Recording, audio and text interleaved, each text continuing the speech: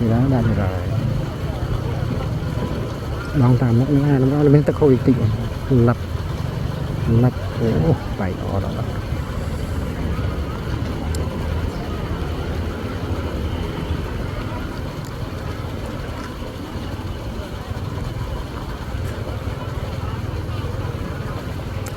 lật bằng còi nhảy lên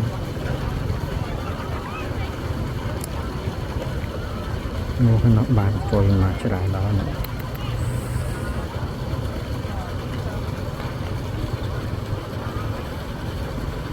đang đi lơ biết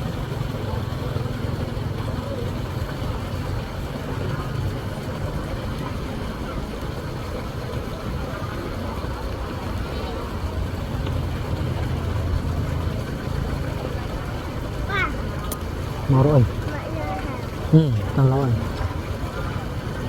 mà lơ đây là con ăn chứ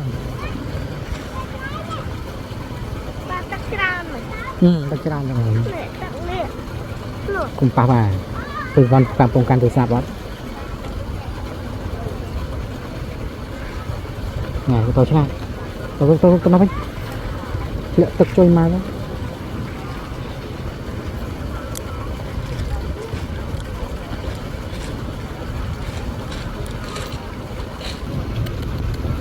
đấy rất lợi đà đấy rất nô và cò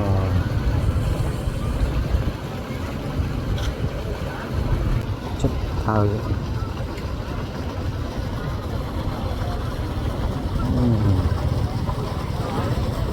lật nè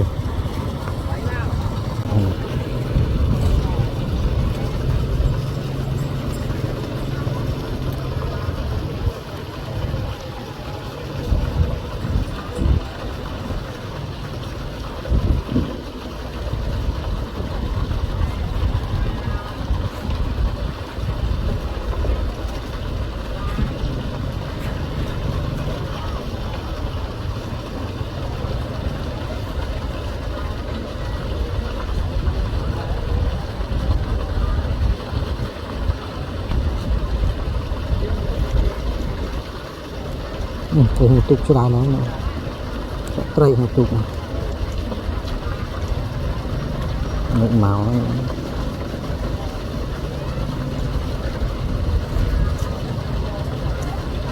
mùi à ơi da làm đào đó này ố cho đào này đó này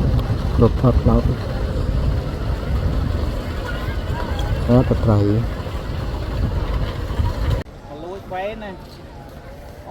cho nó lặp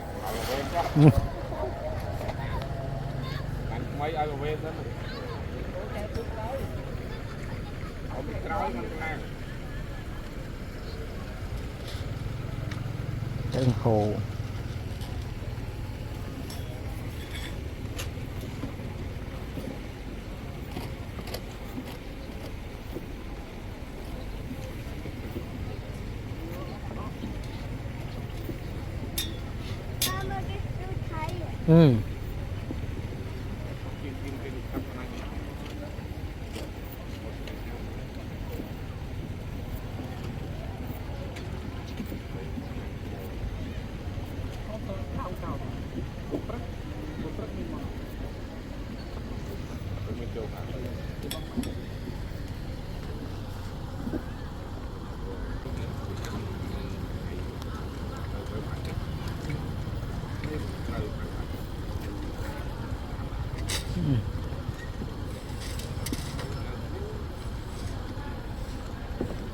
Đây